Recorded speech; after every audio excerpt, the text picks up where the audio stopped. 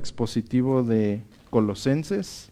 Iba a decir Juan, estuvimos en Juan como 3 años y pues ya estamos, nuestra cuarta exposición de Colosenses y vamos en Colosenses 1 y vamos a estudiar el versículo 15 hasta el 19. Yo creo que no vamos a poder más.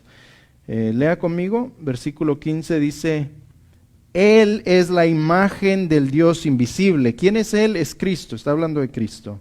Así que podríamos decir, Cristo es la imagen del Dios invisible, el primogénito de toda creación. Porque en Él fueron creadas todas las cosas, las que hay en los cielos y las que hay en la tierra, visibles e invisibles, sean tronos, sean dominios, sean principados, sean potestades, todo fue creado por Él y para Él. Y Él es antes de todas las cosas y todas las cosas en Él subsisten. Versículo 18. Y Él es la cabeza del cuerpo, que es la iglesia, el que es el principio, el primogénito de entre los muertos, para que en todo tenga la preeminencia.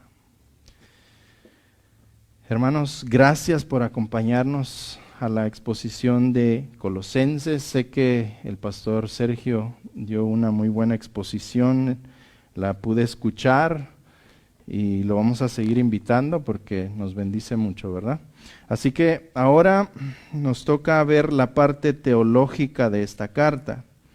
La introducción es muy hermosa. Es la oración de Pablo hacia los nuevos creyentes. Es práctica, hay mucha aplicación. Pero ahora vamos a entrar a lo que es la teología de esta carta. Y eso lo vamos a ver en los primeros 3 capítulos, donde Pablo, hermanos, empieza a defender la naturaleza, la deidad de Cristo. Hermanos, hay muchas diferencias en doctrinas y en denominaciones y en iglesias, y hay algunas cosas por las que se debe uno esforzar a exponer, a traer más claridad, incluso a pelear a capa y espada, y esta es una de ellas. Vamos a defender a capa y espada, hermanos, la deidad de Cristo. En muchas ocasiones pueden decir, ¿verdad?, otras doctrinas, cosas secundarias, pero cuando tocan a la persona de Jesucristo van a tener un pleito en sus manos. Y hoy vamos a ver cómo Pablo no se queda callado. Pablo les escribe esta hermosa carta y les dice cosas maravillosas al principio.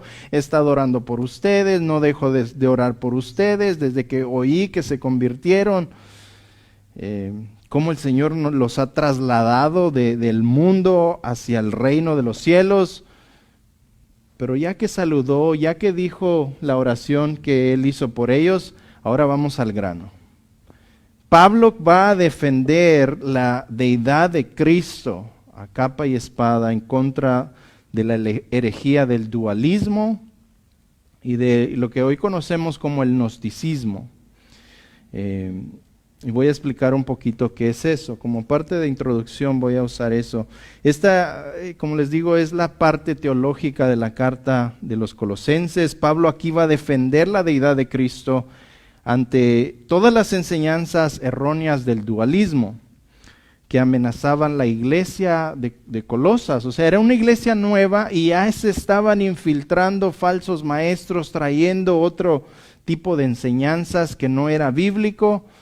Y entonces Pablo, como explicó el pastor Sergio, recibió al que fundó la iglesia. Me cuesta decir su nombre, ¿alguien me puede decir? Epáfrote. Se cree de que él fue a visitar a Pablo y le contó lo que estaba sucediendo. Pablo recibió las noticias y muy contento de que se habían convertido, pero también la noticia de que habían falsos maestros infiltrándose en la iglesia, trayendo ideologías humanas, cosas extrabíblicas, Y entonces Pablo le dedica unos párrafos, unas letras, dedica parte de su carta acá a refutar esas falsas doctrinas. Ahora, esto no es algo de cosa mínima o de mínima importancia. Esto es algo vital que todo cristiano, hermano, escucha, no solo debe entender, sino que debemos defender. Debemos de saber refutar, debemos de saber defender lo que es la deidad, la supremacía de nuestro Señor Jesús. Esta herejía atacaba a la persona de Jesucristo. Primero atacaba su naturaleza humana, porque estos hombres decían que Él no podía haber tomado un cuerpo físico porque la materia era mala. Entonces eso atacaba la naturaleza humana de Cristo. Y también ellos decían de que Él no podía ser Dios, porque Él era parte de la creación. Así que los falsos maestros negaban la deidad de Cristo y enseñaban que Él era un simple espíritu que emanó de Dios, pero era menor que Dios.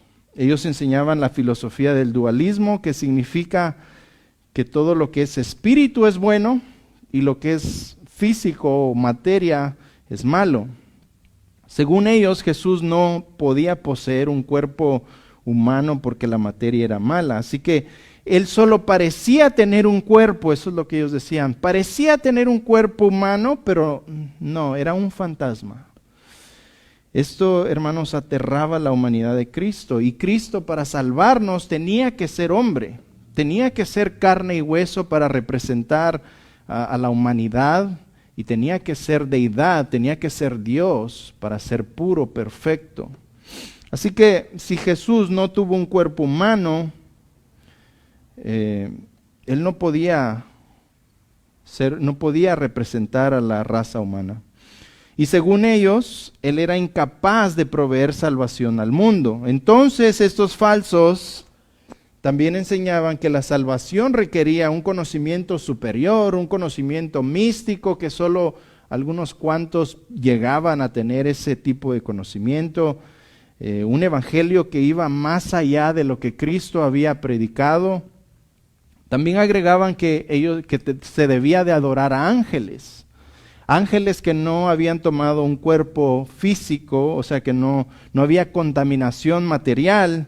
Y por último, ellos eran legalistas y promovían las leyes ceremoniales de los judíos. Ellos querían traer todas esas costumbres al cristianismo, la circuncisión, varias celebraciones. Y entonces ellos estaban contaminando el evangelio puro del Señor. Esta defensa del evangelio que Pablo nos va a presentar está en los primeros 3 capítulos.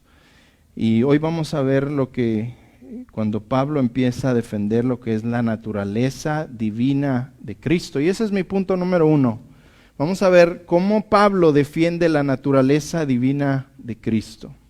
Ahora mira, en la mente de Pablo está refutar esta herejía de que Jesús no era Dios, de que Jesús no era deidad, de que Jesús era un simple espíritu que emanó de Dios. Y Pablo ahorita, de una vez por todas, va a aclarar esa confusión que estaba pasando en ese entonces. Entonces, mira lo que dice versículo 15. Lee conmigo. Él, ¿quién es Él? Jesús, Cristo, es la imagen del Dios invisible. En Juan nos dice que Dios es invisible y que nadie ha visto a Dios. Entonces, Cristo tomó un cuerpo físico y habitó entre nosotros y nos mostró a Dios. Pablo está diciendo, Él es la imagen perfecta del Dios vivo. Esta es una descripción poderosa, hermanos, de quien Jesús verdaderamente es y siempre ha sido desde el principio de la fundación del mundo. Desde la eternidad de eternidades, Él ha sido Dios, ha sido uno con Dios. La palabra que Él usa aquí para imagen es la palabra eikon, y es de donde nosotros sacamos la palabra ícono, y tipifica una imagen de algo o de alguien. En ese entonces también esa palabra se usa cuando se habla de la moneda donde estaba la imagen del César. Muchos de ese entonces, ya ve que no había Facebook, no habían medios sociales, no había noticias, no había televisión, nadie conocía la cara de César. Entonces, por ver la imagen en una moneda, ellos se daban una idea de cómo se miraba el César. Y entonces vemos que Pablo usa esa analogía y dice, a Dios no lo pueden ver, no saben cómo es. Pero Cristo es la imagen perfecta de Dios. Cristo es la imagen del Dios invisible. Así que Cristo, hermanos, es Dios hecho carne. Si tú, en el apóstol Juan lo dice de esa manera, versículo 1, en Juan 1, 1 y 2, dice, en el principio era el Verbo. Y sabemos que el Verbo también es otro nombre para Cristo. También en otra versión, Nueva Traducción Viviente, dice, y en el principio era la palabra. Pero podemos poner y sustituir ahí el nombre de Cristo, porque es otro nombre de Cristo. Entonces, en el principio era Cristo, o era el Verbo. Y el Verbo, o Cristo, era con Dios. ¿Y de ahí qué dice Juan? Y el Verbo, o Cristo, era Dios.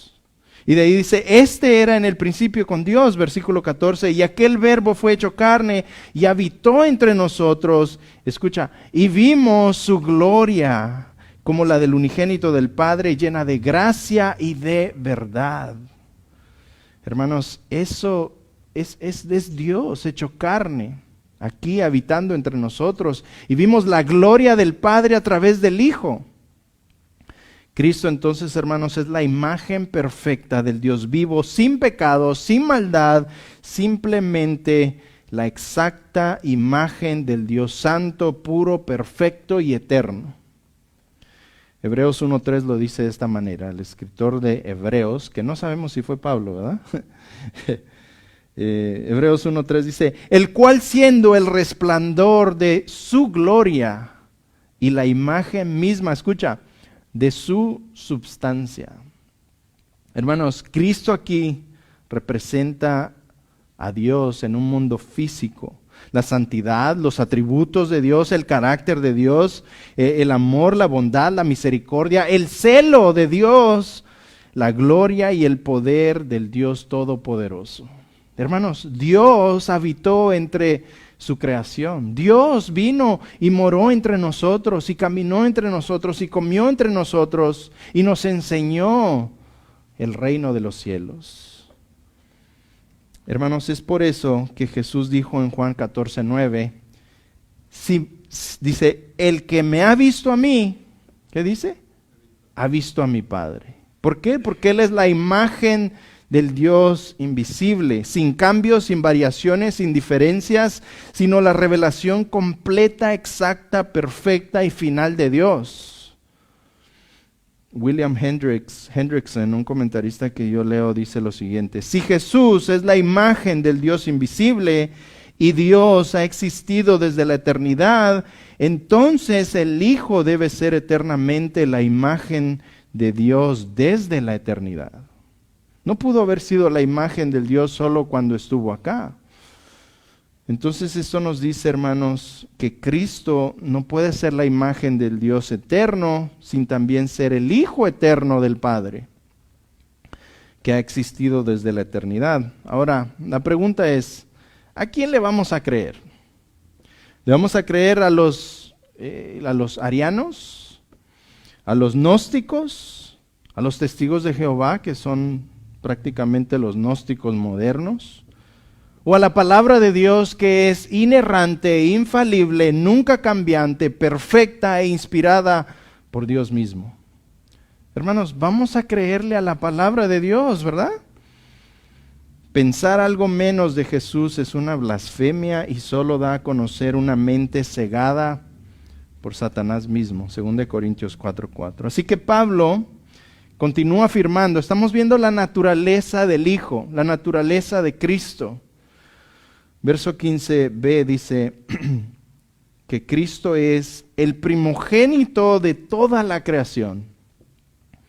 Ahora, este verso, aunque Pablo lo está usando para refutar una herejía, los herejes agarran este mismo versículo para apoyar su herejía. ¿Cómo es eso, no? Y hay que estudiarlo bien, porque de por sí, cuando ellos tergiversan o sacan fuera de contexto este pedacito, este versículo 15, ellos lo manipulan al punto que envuelven a la gente haciendo pensar que, como aquí dice que Él es el primogénito de toda la creación, Él fue alguien creado también. Este verso, como les digo, se ha usado erróneamente para demostrar que Jesús fue alguien creado. Según ellos, da evidencias de que Él no existía desde la eternidad y que fue una creación de Dios también. Arias fue un falso maestro que levantó un movimiento llamado el arianismo, lo que hoy conocemos como el gnosticismo en el IV siglo. Arias tenía una frase escandalosa que decía lo siguiente, así era como él promovía su movimiento: hubo un tiempo donde Jesús no existía.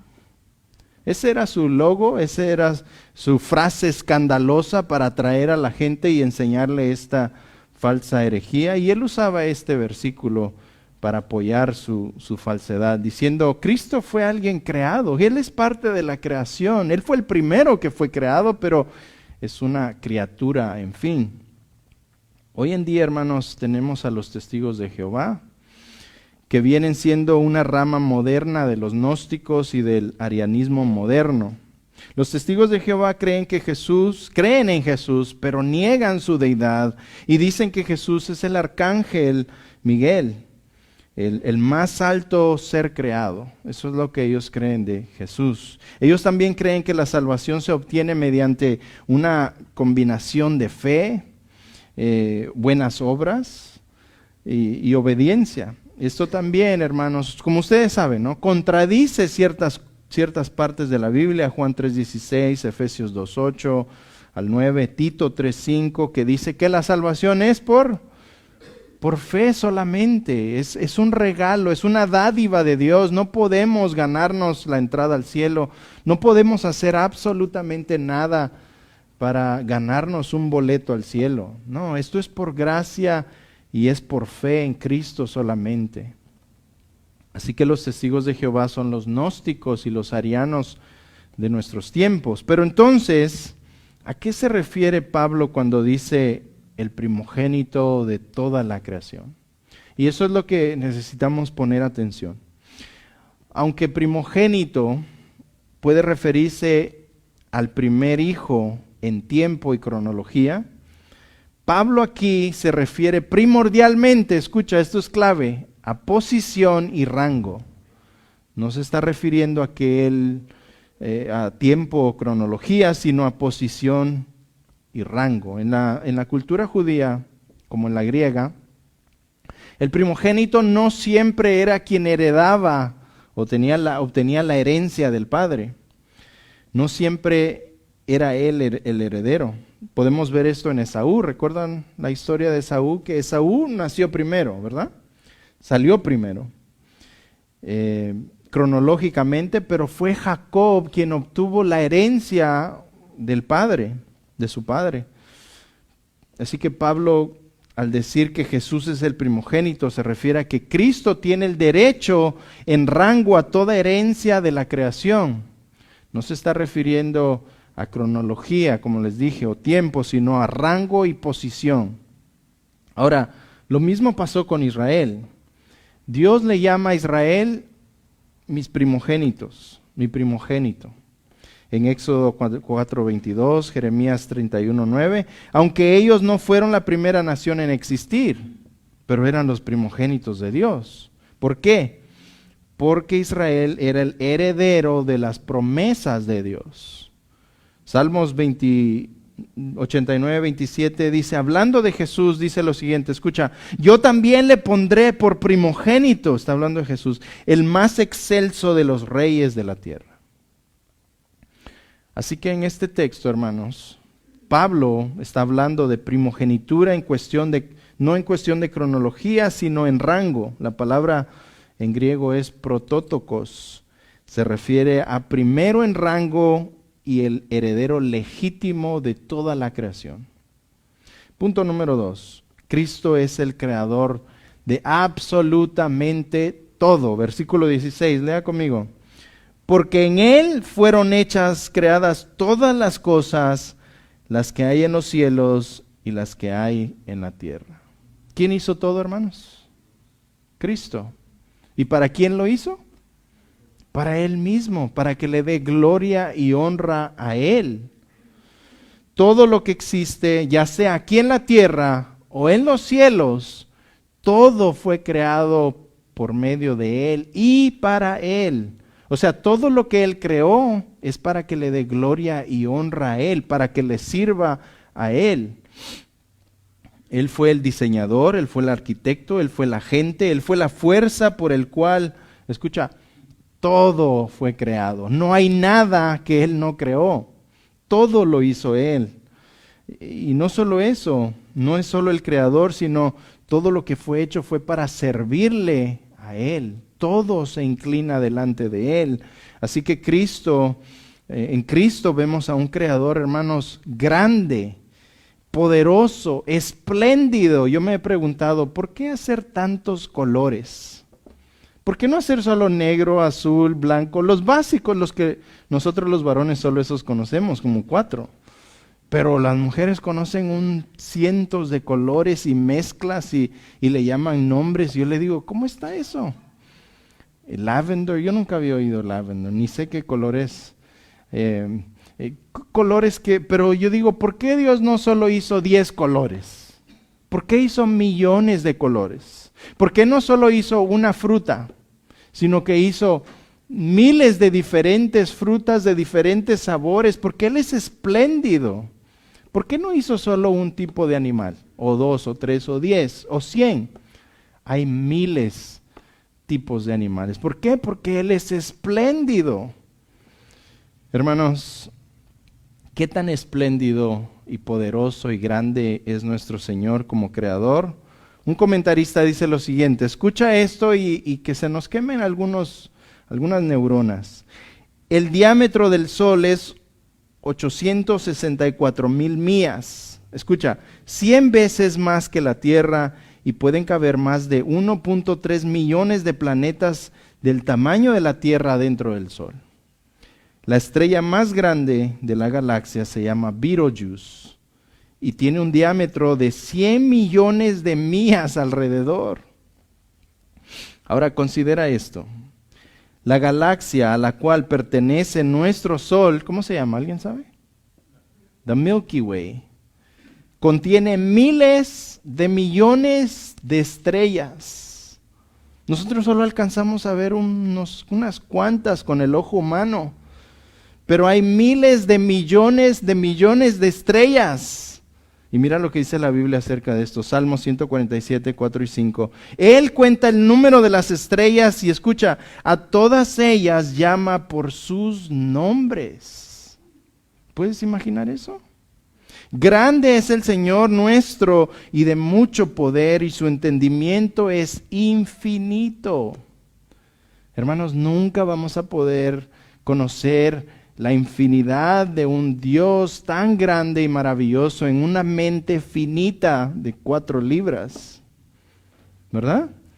Y no podemos meter a ese Dios grande. Si pudiéramos meter a este Dios grande y sublime y excelso a nuestra pequeñita mente, entonces Él no fuera Dios. Él no fuera digno de nuestra adoración. Pero Él es grande al punto que no lo podemos ni entender. Es grande y maravilloso. Hermanos, esto nos da una pequeña idea. Mira, por si eso no fuera poco, los astrónomos estiman que existen 170 billones, con la B, de galaxias en el espacio. O sea, cada galaxia tiene su sistema solar. Cada galaxia es inmensa y grande y contiene miles y millones de estrellas. ¿Puedes imaginar a este creador llamado Jesucristo haciéndolo todo? Esto nos da una pequeña idea del poder, la sabiduría, la inteligencia y la magnitud de la mente de Cristo como creador. ¿No es así? Hermanos, escucha, Cristo lo hizo todo. Todo fue hecho por Él y para Él. Hermanos, a veces yo estudiando la grandeza de nuestro Dios me siento como una pizca de polvo en el espacio. A veces se siente uno como una hormiga. ¿Cómo es que nos atrevemos a levantar nuestro dedo al Señor y decir, ¿por qué hiciste esto? Hermanos, Él es grande, poderoso, sublime y Él sabe lo que hace. ¿Quiénes somos nosotros para atrevernos a tal cosa? Hermanos, el testimonio de la naturaleza y todo lo que Él ha creado nos dice que detrás de todo esto que Él hizo, hay un creador inteligente. En Romanos 1:20 dice, porque las cosas invisibles de Él, o sea, de Cristo, su eterno poder, escucha, y deidad, se hacen claramente visibles desde la creación del mundo, escucha, siendo entendidas por medio de las cosas hechas. ¿Qué quiere decir eso? Dios se da a conocer por medio de la naturaleza.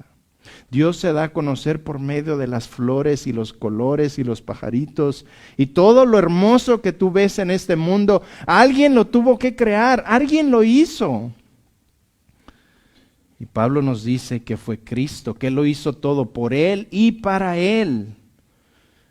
Y de último en este pasaje dice, siendo entendidas por medio de las cosas hechas, de modo, escucha, que no tienen excusa. Hay gente que ve salir el sol de un lado y ocultarse en el otro y creen que no hay Dios, que todo salió de una explosión, de un Big Bang. Hermanos, detrás de la creación hay un creador inteligente, poderoso, sublime, magnificente, poderoso, alto, excelso. Una regla de la ciencia es que nada puede venir a la existencia de la nada. Y algo sin inteligencia no puede crear algo inteligente o complejo. Escuché algunos ejemplos y voy a compartírselos. Escuché, es como decir, voy a meter toda mi ropa a la secadora y poner, a echarle que se seque y que esté dando vueltas y que cuando yo abra la secadora esté toda mi ropa dobladita. ¿O qué tal que un huracán pase por donde hay un montón de metal, desecho o basura y después de que pase el huracán haya un avión Boeing 747?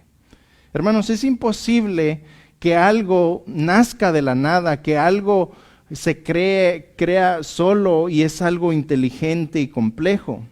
Detrás de toda la creación hay un creador inteligente, bondadoso, amoroso, sublime, excelso, poderoso y espléndido, que hizo todo esto, hermanos, perfecto para que nosotros pudiéramos vivir. No podemos vivir en ningún otro planeta. ¿Por qué? Porque Dios quiso que esta fuera nuestro hogar. Y lo hizo perfecto para que pudiéramos respirar, para que pudiéramos vivir, para que pudiéramos disfrutar de lo que este planeta nos da. Entonces, detrás de toda creación hay un creador inteligente y la Biblia dice, hermanos, escucha, que fue Él quien creó todo. Todo fue hecho por medio de Él y para Él. Abraham Piper dice algo que me encanta, escucha. No hay ni una pulgada en todo el universo que Cristo no pueda decir mío y yo lo gobierno. Todo es de Él, hermanos. Todo fue hecho por Él y para Él. Hermanos, aquí dice que Pablo nos dice que lo hizo todo. Y Él cubre todos los ángulos. Él dice lo que está en el cielo y lo que está en la tierra. Y luego Él dice lo visible e invisible. Lo que nuestros ojos no pueden ver, Él lo hizo también. De ahí dice, sean tronos, sean dominios, sean principados, sean potestades. Escucha, todo fue creado por medio de Él y para Él. Que nos quepa eso en nuestra mente, hermanos, y en nuestro cerebro. Aquí vemos los diferentes tipos de rangos de ángeles y seres espirituales que Él creó para su servicio. Filipenses 2:20 dice, para que en el nombre de Jesús, escucha, se doble toda rodilla.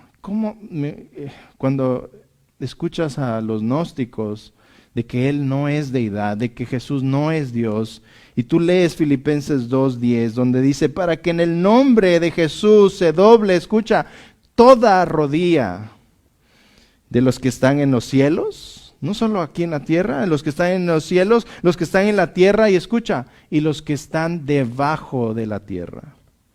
Y toda lengua confiese que Jesucristo es el Señor, para gloria de Dios Padre. Escucha, hermanos, toda rodilla, quiera o no, se va a doblar. Y toda lengua, quieran o no, va a confesar que Jesús es el Señor.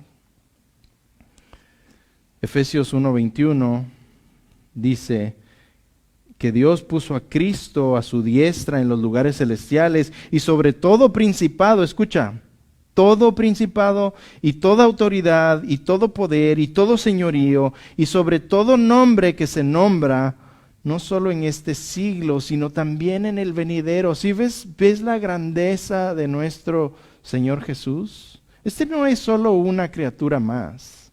Este no es, tiene que ser Dios. Jesús es deidad y es Dios, y es por eso que Él tiene todo principado y toda autoridad y todo poder y todo señorío, no solo en este siglo, sino en el venidero. Toda rodilla, hermanos, se va a inclinar ante Él. Esta es la imagen, hermanos, de un rey sentado en su trono, elevado y sublime, y todo está bajo sus pies. Ese es un símbolo de autoridad y, escucha, supremacía. Este es el Rey de Reyes y Señor de Señores. Este no es solo un ángel, este no es solo una creación de Dios, esto no es solo una criatura, este es Dios. Hermanos, Cristo es Dios.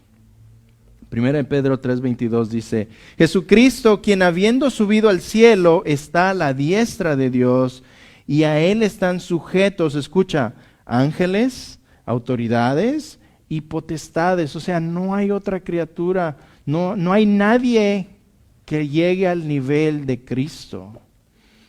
No hay nada más arriba que Él y todo está bajo su autoridad.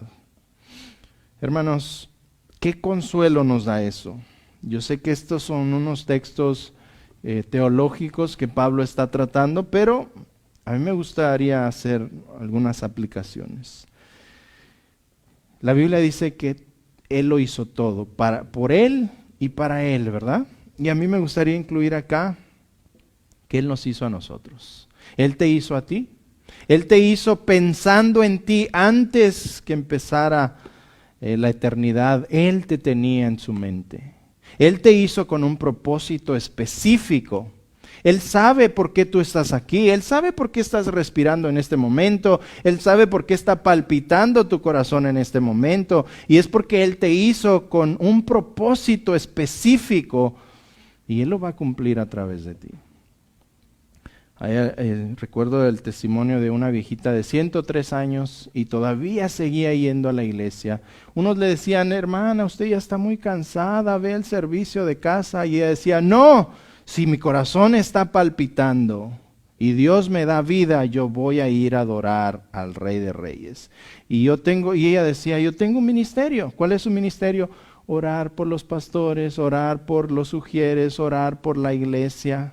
Y hasta que Dios no me lleve a su presencia, yo voy a continuar haciendo esto.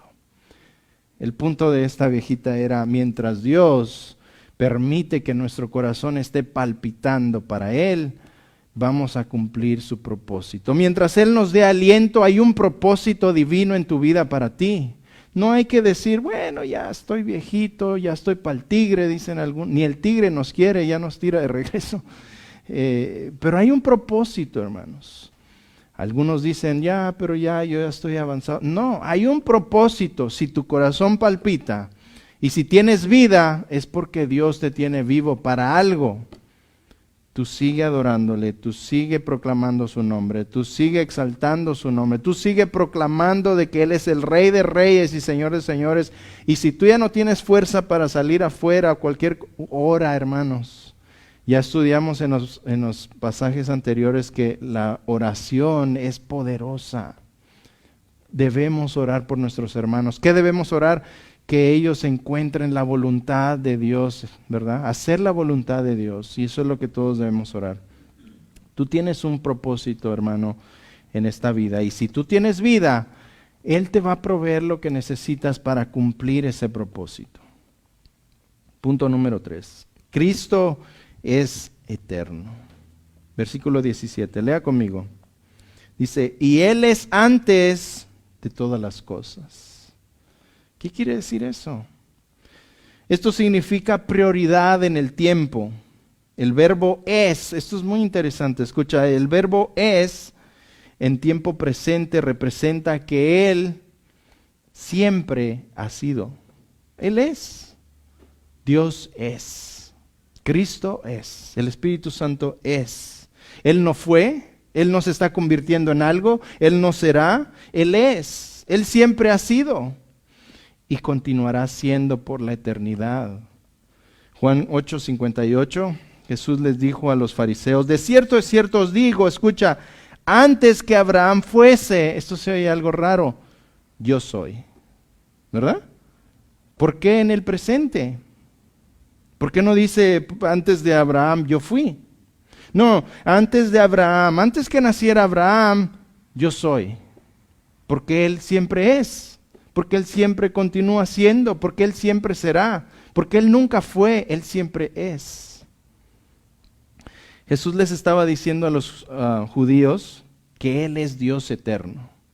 ¿Y cómo sabemos de que los judíos entendieron de que Jesús les estaba diciendo que Él es Dios? Los judíos entendieron porque agarraron piedras para apedrearlo inmediatamente. En Juan 5:18 dice lo siguiente, escucha.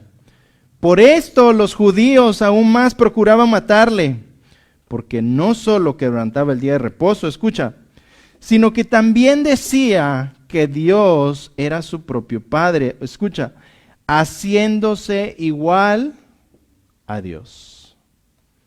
Hermanos, Jesús nunca negó que Él decía ser el Dios eterno. Él nunca dijo, oh, perdón, es un malentendimiento, déjame aclararte algo. No, Él dijo, yo soy. ¿Cuántas veces usó yo soy? Yo soy es el nombre de Dios en el Antiguo Testamento. Y Él usaba ese nombre y se lo apropiaba y decía, yo soy el pan de vida, yo soy el camino, yo soy la verdad, yo soy la vida. Él usaba el nombre propio de Dios. Nadie podía hacer eso, hermanos. Eso era algo sublime, usar el nombre de Dios. Y Él lo usaba en cada momento. Estudiamos en el santuario los 7 yo soy de Jesús. Y lo que Él está diciendo es yo soy, o sea, yo soy Dios. En vez de explicarles que había un malentendido, Jesús vez tras vez decía ser Dios y hacer cosas que solo Dios podía hacer. Por ejemplo, en Juan 5, 22, 23 dice, porque el Padre a nadie juzga, escucha, sino que todo el juicio dio al Hijo, escucha, para que todos honren al Hijo como honran al Padre. Y si eso no fuera poco, el que no honra al Hijo, no honra al Padre que le envió. O sea, yo soy Dios, me tienen que honrar como honran a mi Padre, así me tienen que honrar a mí. Eso es lo que está diciendo el Señor. Hermanos, ninguna criatura podía hacer tal proclamación sino solo Dios, y Él es Dios. Apocalipsis 22:13, Jesús dice, yo soy el alfa y yo soy el omega, el principio y el fin, el primero y el último, hermanos. ¿Qué está diciendo aquí Jesús? Que Él ha existido desde el principio de la eternidad. Él nunca nació, Él nunca fue creado, Él es. Y yo sé que nos cuesta entender eso, pero Él es. Él no tiene un pasado, Él es. Él siempre ha sido. Alguien que ha existido desde el principio debe de ser alguien eterno. Y eterno solo es Dios. Así que Jesús es Dios. Ese es mi punto de hoy en día. Que martillar el punto de que Jesús es Dios. Es lo que Pablo está tratando de decirnos.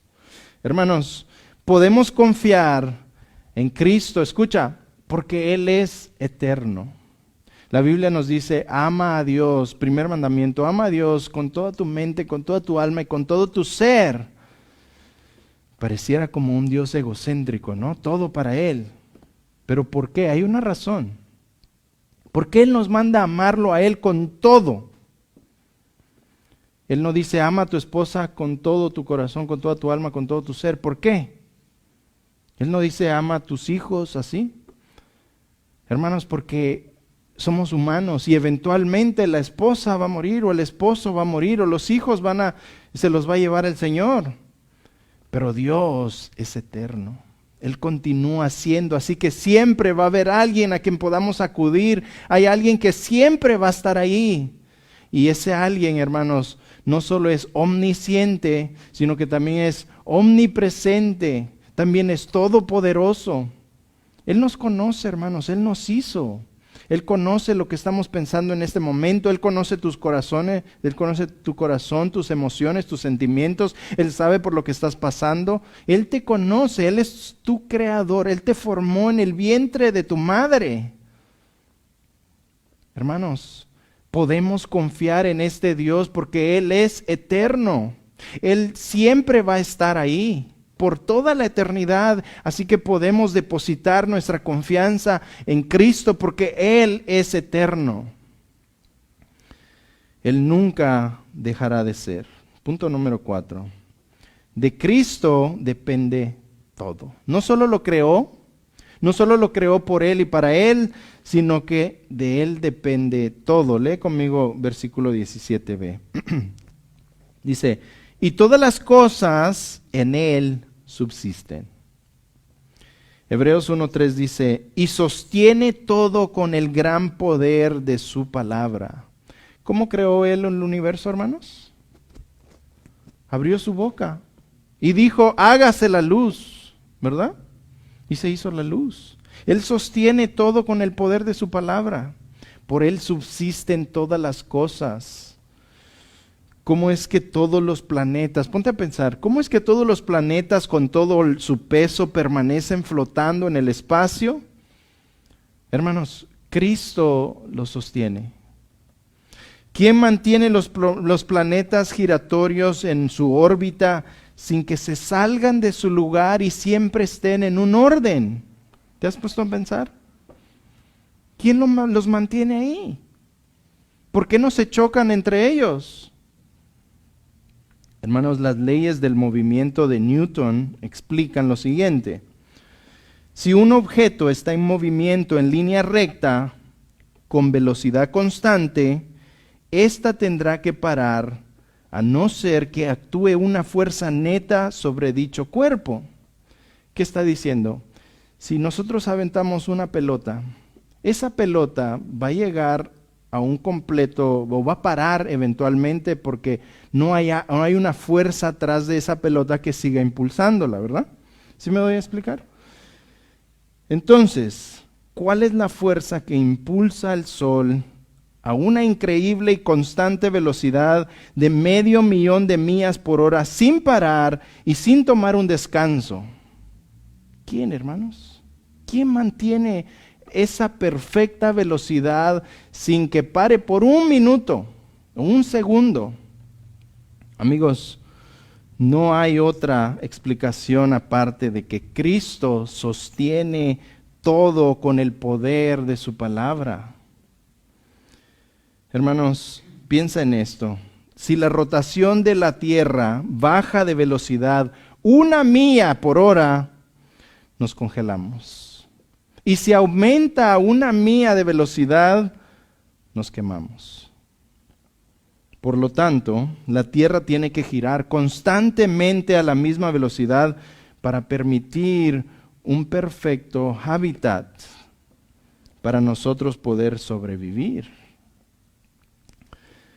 Si la temperatura del Sol cambia de 12,000 grados Fahrenheit, lo mismo sucedería.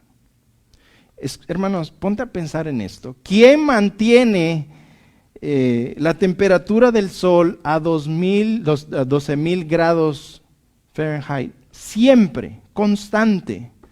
¿Quién mantiene que los fuegos del sol estén a esa misma temperatura siempre? Hermanos, la Biblia dice que es Cristo. Si la luna no permaneciera a la distancia exacta, escucha, de 238.855 millas, las mareas oceánicas nos ahogarían. ¿Quién mantiene la luna a 238.855 millas de distancias exactas para que nuestro mundo pueda funcionar? Amigos, es Cristo quien sostiene el universo. Fue creado por Él, para Él, y Él lo mantiene funcionando. Quiero hacer otra aplicación acá. Qué hermoso es pensar que Cristo no solo lo creó todo, no solo lo hizo por Él y para Él, no solo Él lo mantiene funcionando, sino que sabemos, hermanos, de que este Cristo es soberano sobre todas las cosas. Y podemos confiar en la soberanía de Cristo, podemos confiar en un Cristo soberano. ¿Tú sabes qué es soberano? Que nada se sale de su control. Él siempre está hermanos, nunca llega un ángel delante del trono del Señor a decirle, fulanito hizo esto, ¿qué hacemos ahora? No, hermanos. Nunca se sale nada de su control. Su palabra dice que ni un pajarito cae en tierra si no es su voluntad. Ni un pajarito. Ahora, hermanos, si Él cuida de los pajaritos de este mundo, de la tierra, y les provee comida y les provee agua, y ninguno de ellos cae al suelo, ¿cuánto más no te va a cuidar a ti? Hermanos, Él es un Dios soberano y todo lo que nos pasa hay una razón y un propósito por el cual Él nos está procesando, porque Él quiere moldearnos a la imagen de Cristo. Ese es el proceso que vamos a llevar en este mundo. Él nos está trabajando, nos está moldeando para parecernos más a la imagen de Cristo. Ese es el propósito. Y tú dices, ay, ¿por qué me puso esta doña tan mundana en el trabajo? Porque esa doña mundana que te puso en el trabajo es para moldear tu carácter y para que empieces a compartirle acerca de Cristo. Ay, es que yo hubiera preferido una cristiana. No, Él te puso ahí porque hay un propósito para tu vida y para llevar la luz a ese lugar. Ese es el propósito, hermanos. Siempre hay un propósito para todo. Siempre va a haber una espinita clavada en nuestro talón donde quiera que vayamos. ¿Por qué? Porque Él está trabajando en nosotros. ¿Y no es eso hermoso? Que Él trabaja en nosotros como un buen padre. Dice, al que yo amo, yo castigo. ¿Cómo castigo? Él nos corrige. ¿Por qué? Porque Él quiere que cambiemos esas actitudes y nos parezcamos más a Cristo. Entonces, esta vida, hermanos, es la universidad para parecernos más a Cristo. Bienvenidos a la universidad del cristianismo para parecernos más a Cristo. ¿Alguien se va a graduar de esto? No en este tiempo. Toda la vida vamos a estar siendo pulidos, ¿verdad? Hermanos, Él nos hizo, y si Dios cuida así de nosotros es porque hay un propósito en nuestras vidas para darle gloria y honra donde quiera que Él nos ponga. Punto número 5, este creo que va a ser ya el último. Cristo tiene toda la autoridad, incluyendo su iglesia. Versículo 18 dice, y Él es la cabeza del cuerpo, que es la iglesia. Hermanos, Pablo, para combatir la herejía de la iglesia de los colosenses, Pablo afirma que Cristo es la cabeza de esa pequeña iglesia. Esa pequeña iglesia había sido establecida y habían nacido algunos miembros, pero Pablo quiere que sepan que Cristo es la cabeza aún de esa iglesia. La iglesia, la cabeza es para establecer su autoridad suprema. Los miembros del cuerpo deben mantenerse a la autoridad de Cristo para funcionar en armonía. Imagínate que hoy me hubiera yo preparado para venir aquí al estudio bíblico y yo le digo a mis piernas, vamos a ir al servicio, y mis piernas me dicen, no, vamos a ir a correr. Entonces mi mente está acá y mis pies van para allá. O que una pierna quiera ir para allá y la otra para allá. Hermanos, si la mente no coordina todos los miembros, no hay armonía y no se cumplen los propósitos de Dios. Y así debemos funcionar como iglesia. Él es la cabeza del cuerpo, la iglesia, y nosotros somos los miembros y los órganos. Nosotros funcionamos conforme a las órdenes del cerebro, la cabeza, quien es Cristo. No actuamos independientemente. Escucha esto, decir de un pastor, y se me hizo muy bueno. Dios es el chef, el cocinero. Él ya cocinó, su palabra está aquí. Nosotros, los que predicamos, somos simple y sencillamente los servidores. Vamos, agarramos lo que ya está cocinado acá y lo traemos para que ustedes coman. Somos los sirvientes nada más. No trato yo de venir y hacer mi propia mezcla. No trato de agregarle condimentos, no trato de agregarle nada. La comida ya está. Dios la hizo, la preparó y la dejó para servirla. Así que nosotros, hermanos, somos simple y sencillamente los sirvientes del cocinero que ya nos dijo que les diéramos de comer. Él es la cabeza, Él manda, Él nos dice, Él ya nos dijo qué debemos hacer. Todos nosotros funcionamos como un cuerpo en total unidad. Tenemos que ministrar en conjunto el uno con el otro para cumplir el propósito de la iglesia local. Hermanos, en el cuerpo hay diversidad, ¿verdad? No todos son ojos, no todos son manos, no todos son pies, no todos son piernas. Aunque solo hay una cabeza, todos nosotros somos diferentes partes del cuerpo con diferentes dones y con diferentes ministerios para servir a los demás, servirnos mutuamente y servirle a la comunidad. Como la cabeza es Cristo, es la fuerza dominante, Él nos guía, Él nos dirige, Él nos alimenta, Él nos proporciona, Él nos da energía, Él nos da poder, Él nos da crecimiento. De la cabeza, hermanos, viene todo. No dependemos de ángeles, no dependemos de visiones, ni de sueños, ni de conocimiento extrabíblico. Dependemos de Cristo como la cabeza de la iglesia, el jefe que gobierna a su iglesia por medio de su palabra. Así nos habla el Señor. ¿Quieres oír la voz de Dios? Lee la palabra. Como dice Justin Peters, ¿quieres oírlo audiblemente? Lee en voz alta. Pero lee tu Biblia, porque ahí es donde Dios te habla. ¿Quieres hablarle a Dios? Ponte a orar. Háblale a Dios en oración y luego abre tu Biblia para que Dios te hable. Es bien sencillo. Versículo 18b dice, el que es el principio, el primogénito de entre los muertos, para que en todo tenga preeminencia. Otra vez la palabra protótocos en cuestión de rango. Cristo es el que tiene autoridad porque Él resucitó primero de los muertos. En otras palabras, escucha, Jesús es el supremo, el jefe de todos los que resucitarán en la historia.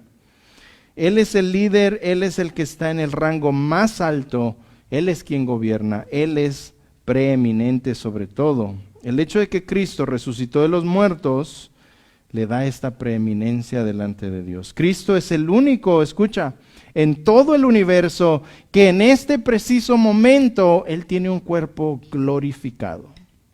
¿Qué quiere decir eso? Quiere decir que cuando Él murió y resucitó, Él tiene un cuerpo resucitado, un cuerpo que es espíritu, pero también se materializa, como lo vimos en Juan, que podía traspasar las puertas, podía comer, podía beber, pero era un espíritu, es un cuerpo glorificado. Y llegará un tiempo donde todos los que están en Cristo, todos los que mueren en Cristo, recibiremos cuerpos glorificados. Los que están en el cielo todavía no han recibido sus cuerpos glorificados. Filipenses 3:20 al 21 dice lo siguiente: mas nuestra ciudadanía está en los cielos, de donde también esperamos al Salvador, al Señor Jesucristo, el cual, escucha, transformará el cuerpo de la humillación nuestra para que sea semejante al cuerpo de gloria suya, por el poder con el cual puede también sujetar a sí mismo todas las cosas. Algún día, hermanos, vamos a recibir un cuerpo glorificado y vamos a poder adorarle a nuestro Señor como Él merece ser adorado. Y no aguanto las ganas de verlos en esos cuerpos glorificados, sin extra libras, sin artritis, arrugas, verrugas. Hermanos, no aguanto las ganas de verlos en ese cuerpo glorificado que Dios nos va a dar en gloria. Así que Cristo solamente y solamente Cristo tiene derecho al título de ser preeminente en todo. Versículo 19, este es el último. Por cuanto agradó al Padre que en Él habitase toda plenitud. Hermanos, todo está en Él. No necesitamos otros seres celestiales, ni nada que agregarle al Evangelio de Cristo. Cristo es suficiente. No necesitamos hacer nada más que venir con fe delante de Cristo, quien murió por nosotros en la cruz del Calvario. Es lo único que necesitamos hacer, es rendir nuestras vidas a Cristo y depender totalmente de Él, porque en Él, escucha, habita toda la plenitud. Y en Él y solo Él se encuentra la salvación. Hermanos, no necesitas una visión de un ángel, no necesitas un extra conocimiento secreto, no necesitas hacer ninguna de las tradiciones, necesitas poner tu fe en Cristo y solo en Cristo. Hermanos, Cristo no tiene rivales. Colosenses 2:9, porque en Él habita corporalmente, escucha, corporalmente, o sea, en su cuerpo físico, toda la plenitud de la deidad. Cristo, hermanos, es suficiente para nuestras vidas. Estamos completos en Él. No necesitamos agregarle nada ni quitarle nada. No necesitamos nada más. Cristo es suficiente para nuestras vidas. Cristo es suficiente para vivir vidas sanas. Cristo es suficiente para nuestra muerte. Cristo es suficiente para nuestra resurrección. Cristo es suficiente para nuestra eternidad. No necesitamos ya nada, ya tenemos lo más grande, lo más alto, lo más sublime del reino, el premio mayor, el tesoro del cielo, y todo lo que necesitamos está en Él. Colosenses 2:3 dice, en Cristo están escondidos todos los tesoros de la sabiduría y el conocimiento. Él es todo, hermanos. Él no es un simple espíritu, Él no emanó de Dios como un espíritu menor, no, Él es Dios y Él es todo lo que necesitamos. Cristo es suficiente para vivir en esta vida, Cristo es suficiente para nuestra salvación y Cristo es suficiente para toda la eternidad. No hay que agregarle absolutamente nada. Conclusión. Me gustaría concluir con 5 cositas. Número 1, necesitamos, hermanos, y me gustaría motivarlos, exhortarlos a que conociéramos más la supremacía de su deidad. Él es igual al Padre en todos sus atributos. Él es el resplandor de su gloria y la huella exacta del Padre en su naturaleza, en su infinidad, en su ilimitación, en todas sus excelencias. Cristo es Dios. Número 2, necesitamos conocer la supremacía de su eternidad. Hermanos, Él nunca tuvo un principio. Él simplemente es. Y si Él nunca tuvo un principio, Él nunca va a tener un fin. Él nunca va a dejar de ser. Él continuará siendo Dios por toda la eternidad. Esa es una realidad absoluta. Número 3, necesitamos conocer la supremacía de su autoridad. Todo lo que existe, hermanos, en la tierra, en el cielo, en la tierra, debajo de la tierra, está bajo su control. Y Él nunca, nunca, nunca pierde el control. Nadie puede hacer absolutamente nada, incluyendo el diablo, sin la autoridad de Dios, de Cristo, sin la supremacía, la suprema autoridad de Cristo, y nadie puede detener su mano y sus propósitos. Hermanos, ¿cómo podemos conocer más estos atributos de Dios, de Cristo? Es simplemente estudiando, escudriñando y meditando y pasando largas horas de la noche buscando a este Señor, que su nombre es Cristo. Su nombre es Dios. Búscalo, hermanos. No solo lo toques por encima, métete a estudiar a lo más profundo de tu Biblia. No te conformes con solo hacer una lectura rápida para marcar una cajita. No, hermanos, dedícale tiempo a la palabra de Dios. Sumérgete en ella. Nada en lo profundo de la sabiduría de Cristo que está aquí en la palabra de Dios. Número 4, y con esto vamos a acabar. Debemos defender a capa y espada la deidad de Cristo. Las enseñanzas del arianismo y el gnosticismo continúan hoy en día. Muchas sectas, como los Testigos de Jehová y las denominaciones liberales dentro de las iglesias evangélicas, hermanos, denigran la deidad de Cristo. Hoy se predica a otro Jesús, es otro Cristo, no es el Cristo de la Biblia. Hermanos, nosotros debemos conocer la verdad para defender la verdad. Por eso venimos al estudio bíblico. Hermanos, yo sé que a veces es bonito venir y tener un momento social, pero hermanos, venimos porque queremos conocer más a Cristo y poder defender las doctrinas bíblicas y en este caso, defender la deidad de Cristo. Martín Lutero dijo en una ocasión, el evangelio debe ser defendido en cada generación, porque en cada generación se van a levantar falsos atacando el evangelio y la verdad del Señor. En el IV siglo existió un hombre llamado Atanasio. ¿Alguien ha oído de él? Atanasio fue uno de los padres de la iglesia en el siglo IV. Me tocó hacer un papel acerca de Atanasio y me encantó tanto que dije, voy a cerrar con esto. Él fue conocido por ser uno de los defensores más feroces de la deidad de Cristo en la historia de la iglesia. Él fue un hombre de convicciones que estaba dispuesto a defender la deidad de Cristo, hermanos, escucha, hasta la muerte.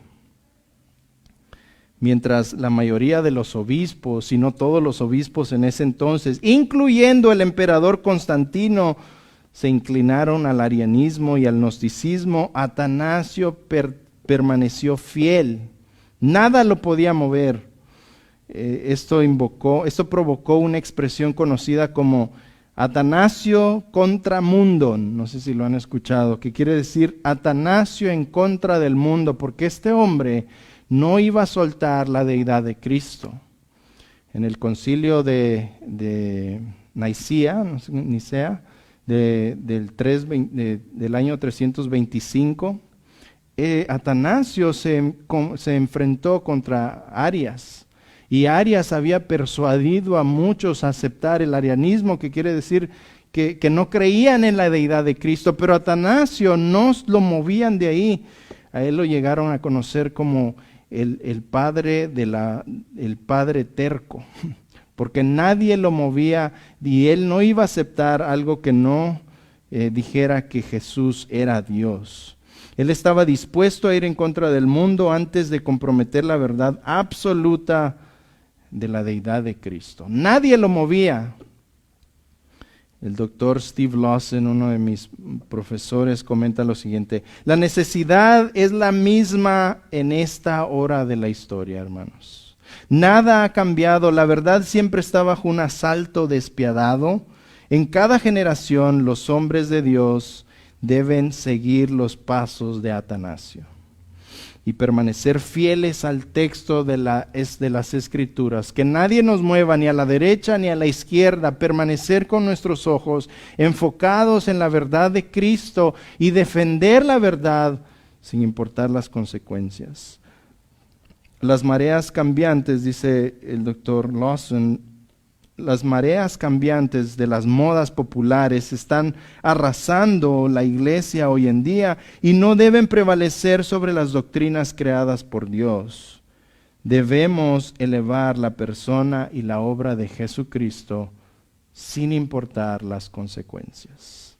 Hermanos, así como Pablo está aquí defendiendo la deidad de Cristo en Colosenses, y así como Atanasio en el IV siglo defendió a capa y espada la deidad de nuestro Señor, así nosotros debemos levantarnos en estos tiempos, conocer las doctrinas bíblicas, conocer a Cristo para saber defender ante cualquier ataque que venga en contra de su evangelio, de la verdad y de la deidad de Cristo. Hermanos, yo les motivo a que sigamos aprendiendo, a que sigamos estudiando, a que sigamos llenándonos del conocimiento de Cristo, que nuestra mente esté totalmente inundada de Cristo para que cuando nosotros tengamos que ir allá afuera y presentar a Cristo, algo bíblico salga de nuestra boca. Que nos saturemos tanto de la palabra de Dios, que cuando alguien venga a pedirnos un consejo, nosotros podamos hablar Biblia. Que de nuestros poros, hermanos, salga las Escrituras. Que de nuestra boca salga el Evangelio de Cristo. Que de nuestro aliento salga la alabanza y la gloria a nuestro Rey de Reyes y Señor de Señores. Los motivo entonces a que sigamos fielmente escudriñando la palabra. Incline su rostro, vamos a orar.